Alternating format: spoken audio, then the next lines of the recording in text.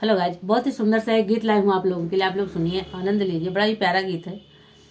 देखा सखी रामाला उठी आए बन से, देखा सखी रामाला उठी आए बन से, देखा सखी राम जब श्री राम बगियावा में आए, जब श्री राम बगिया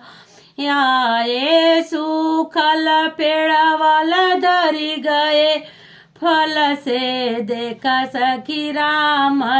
उठी आए बन से, देखा सखी राम उठी आए बन से, जब श्री राम दुआरवा पे आए, जब श्री राम दुआरवा पे आए, सूखल कुआं न उफान गए जल से, देखा सखी राम आए बन से, देखा सखी राम उठी आए बन से, जब श्री राम दुआरवा पे आए, जब श्री राम घरवा पे आए, अरे मैया जे मिली दहाड़े मर के, देखा श्री राम उठी आए बन से, देखा श्री राम उठी आए बन से,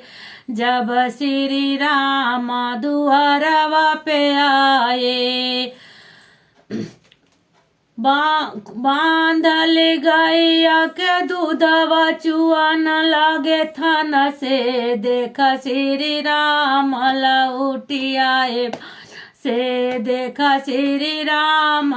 उठी आए बन से, बांधल गैया के दूधवा चुआन लागे थन से, देखा श्री राम उठी आए बन से। जय अवधि, जय अवध।